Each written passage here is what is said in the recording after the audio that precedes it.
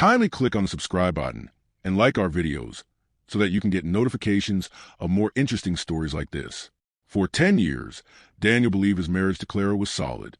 He would have told anyone that they were happy. But behind the smiles, Clara was planning something else, an escape where she'd walk away with half of everything. She thought she was clever.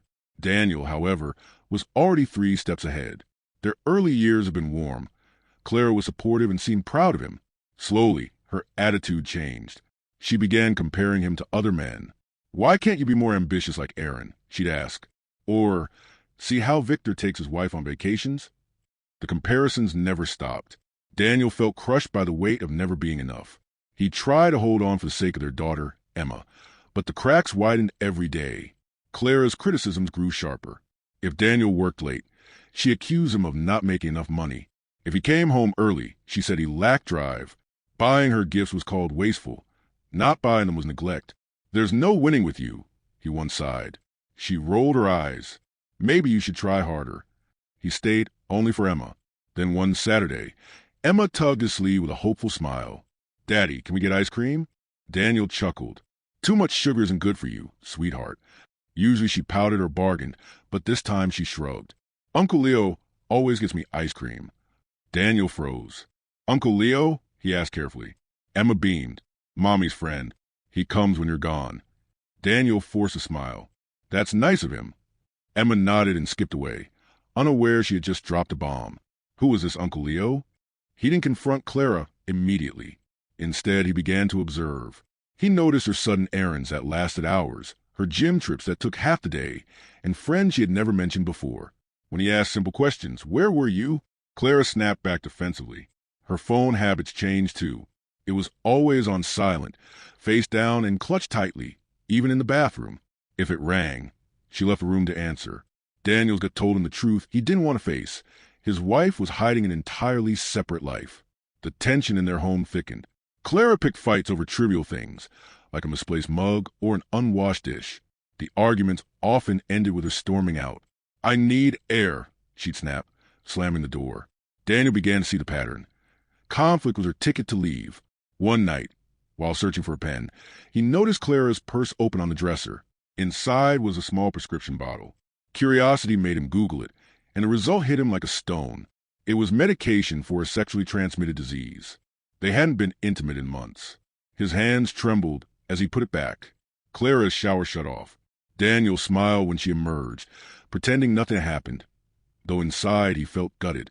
Daniel knew reacting in anger would only give her the advantage. Instead, he called a divorce lawyer. Texas was a fault-based divorce state. The lawyer explained, if Daniel could prove infidelity, Clara wouldn't just lose alimony. She might owe damages. A plan began forming. He hired a private investigator who trailed Clara for weeks. The findings were devastating. Photos and videos showed Clara with Leo at restaurants, hotels, even their home when Daniel was at work. Seeing another man in his own house broke something inside him. Whatever love remained vanished. And then there was Emma. Clara often left her alone at night to chase her affair. Daniel realized it wasn't just his marriage at stake. His daughter needed protection. His lawyer encouraged him to aim for full custody. To strengthen his case, Daniel quietly secured his finances. He transferred assets into accounts under Emma's name, labeled as college funds and inheritance trusts. Legally, Clara couldn't touch them. It wasn't just money, it was Emma's future. He also restructured the house ownership and moved major assets beyond Clara's reach. When it was done, he felt a calm certainty. One evening, Clara finally spat the words he'd been waiting for. "I want a divorce." She folded her arms, expecting panic. Instead, Daniel smiled. "Okay." Clara blinked, stunned. She thought she held the power. But Daniel had already set the board, and the pieces were exactly where he wanted them. The next morning, Daniel's lawyer delivered the papers before Clara could even start discussing fair division. At the breakfast table, she tore open the envelope in her robe. Her face fell as she read. Not only would she be denied alimony, she might be required to pay damages. For once, she was speechless. "What is this?" she whispered. Daniel sipped his coffee. "The truth, Clara." When the proceedings began, Clara tried to carry herself with confidence, as if she could wriggle free. But the investigators' evidence spoke louder. Photos, videos, timestamps. And then came the final blow, the STD prescription. When Daniel's lawyer presented it, Clara's face drained of color. There was no denying the betrayal anymore. The judge's tone was firm. Mrs. Rivera, Texas law is clear. You broke your vows. You forfeited your right to spousal support. Clara swallowed hard. She had expected comfort, maybe even luxury after divorce. Instead, she faced ruin. Then came custody.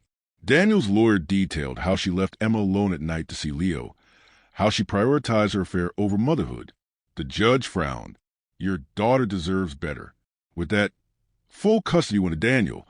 No shared weekends, no alternating holidays. Clara was reduced to a visitor in her child's life. Daniel held Emma's hand tightly outside the courtroom. For the first time in years, he felt peace. Clara, meanwhile, stared at him with hollow eyes. After the ruling, Clara crumbled. She had expected to walk away with half of Daniel's world. Instead, she was left with nothing. She tried to mask her regret at first, pretending she didn't care. But soon the messages began. We had so many good years. I made a mistake. Emma needs both of us. Daniel read them without reply. Where was this concern when she was sneaking around? When she was making him feel like he was never enough? Clara begged for another chance, claiming remorse. But Daniel saw the truth. You're not sorry you did it, he said quietly one day. You're sorry you got caught. With the marriage behind him, Daniel embraced his new freedom.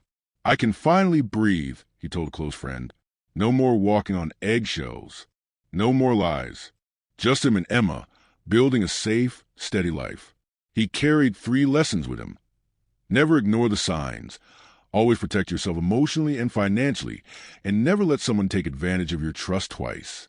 Clara had played with fire, and in the end, she burned herself. Daniel often wondered how different things could have been if she had chosen family over betrayal. But he no longer carried the burden. She thought she was playing me, Daniel said with a wry smile. Turns out, she was only playing herself.